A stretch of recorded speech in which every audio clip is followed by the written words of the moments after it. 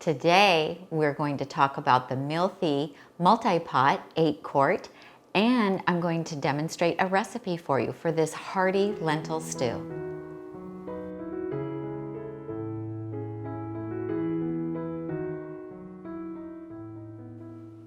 Hi, I'm Tammy from the blog Nutmeg Notebook, where I teach people how to cook on a whole food plant-based diet. Today, I'm real excited to share with you the Mealthy. Now that is a combination of healthy meal, the Mealthy company on their multi-cooker. This is a 9-in-1 pressure cooker, which means it does more than just pressure cook.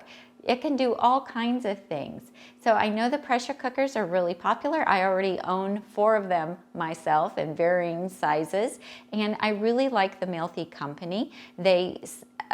You may have seen my previous video where I did a review on their Crisplid, which turns your 6 or 8-quart pressure cooker into an air fryer. And I was very impressed with it, and so I was very happy to partner with them, and today I'm showing you all about this 8-quart pressure cooker.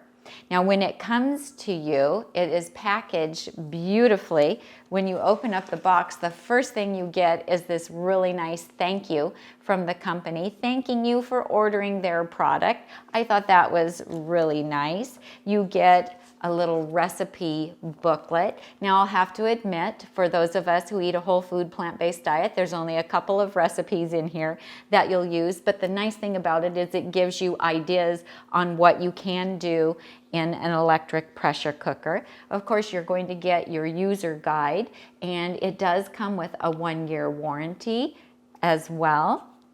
You'll want to go online and register it, and it tells you how to do that. Here is the getting started guide, and they like you to do a water test, and all of the instructions on how to do the water test are right on this guide, and it's super easy to do. And what it does is it helps to familiarize you with the control panel here and how to set the steam valve and just the operation of it before you actually start cooking food in it. Then you also get what they call their cheat sheet. Now this has 14 different preset buttons on it, so for beans and multigrain and so on, and this tells you how to use those buttons, and it makes it very easy to do. You can use the slow cooker function, you can make yogurt in it, all kinds of fun things.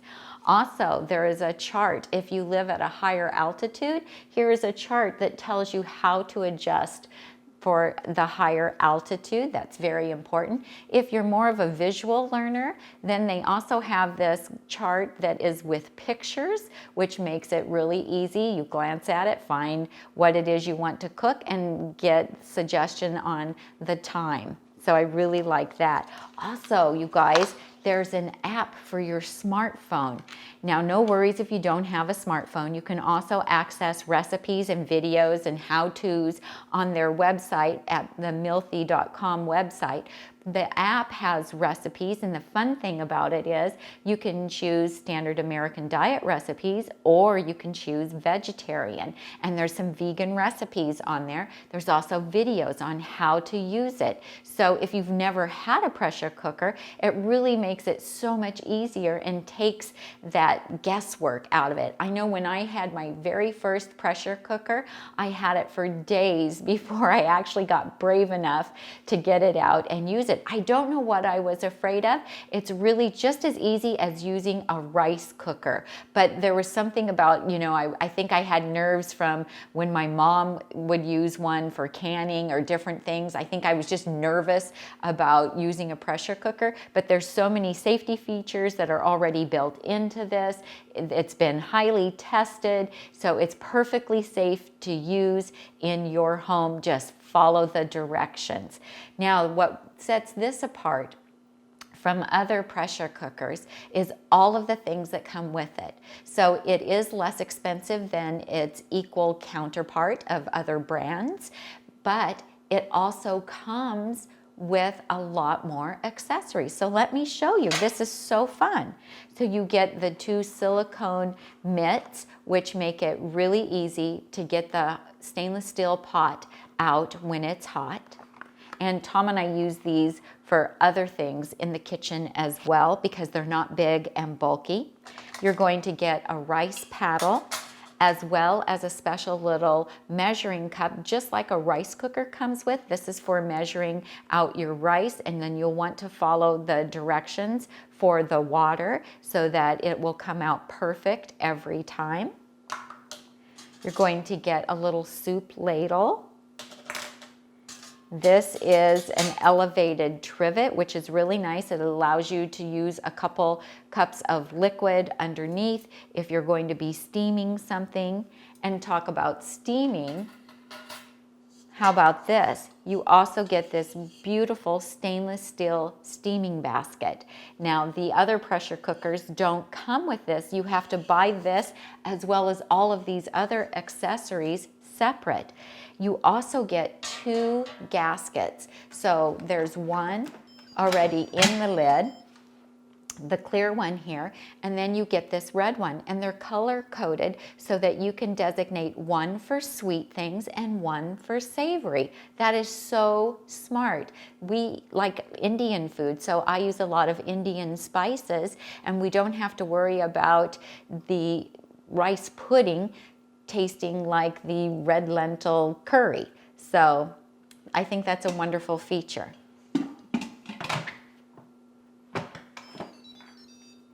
Okay, so I'm going to show you how to make a delicious stew in this that my family absolutely loves.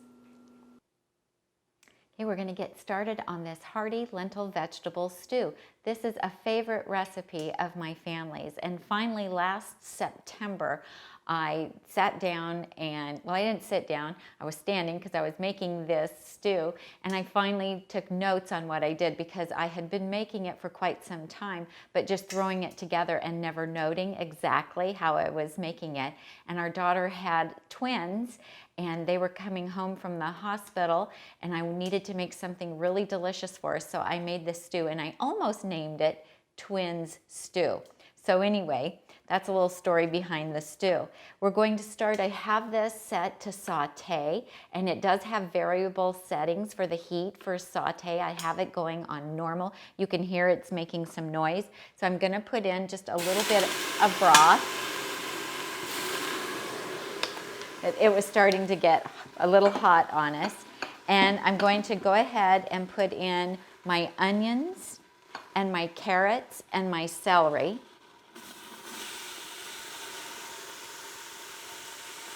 Yep, it's good and hot. Don't worry about quantities because I'm going to provide you with the recipe. I have the recipe on the blog, and we will put a link to it down below. And then, of course, we have to have our celery as well. So we'll get that in there. Now, I can tell you that if I'm in a really big hurry, I have skipped this step, and the stew still turns out really well. The nice thing about doing this in advance of putting the other ingredients in is it takes a little bit of that raw taste out of the onion. Now, how I diced my onion was I used this Vidalia slicer, little handy gadget. I love kitchen gadgets, and you just have to peel the onions and cut them up a little bit and put them in here, and then you get perfectly diced onion. And I'll put a link to it to our Amazon page. But I love that, and I'm going to be making a salsa and videotaping that for you real soon as well. So before we do the unveiling of the stew, I want to share some news with you. As I had mentioned before, Tom and I are partnering with the Mealthy Company because we really like the MultiPot and the Crisplid. So we've made arrangements with them to have a discount code for all of our followers. use our affiliate link and use the code NUTMEG10 and you will save $10 on any order that's $94.95 or above. Just look below in the description area under the video for our affiliate link, and we'll also put the code there so you can save $10. And now let's see how the stew turned out. Hi you guys, so it's been 54.5 minutes since I put the soup in and turned it to start for 6 minutes. And of course it has to reach high pressure, then it cooked at high pressure for 6 minutes, and then I've been letting it come down naturally on the pressure. So at 54.5 minutes, we timed it just to see how long it would take. And you have to remember, this is a lot of volume because it's a full 8 quarts here of this stew. So the button just dropped, and I'm going to be opening the lid and stirring in some extra ingredients.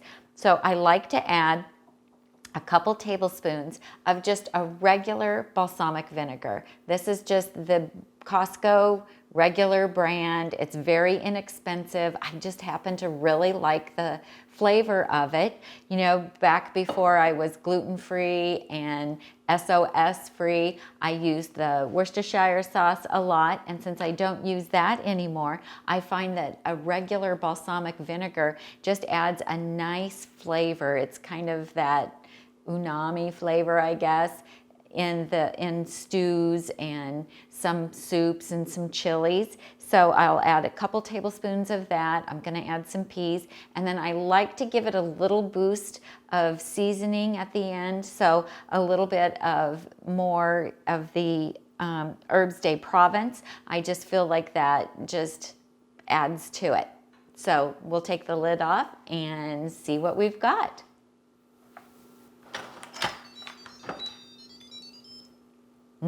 It smells so good.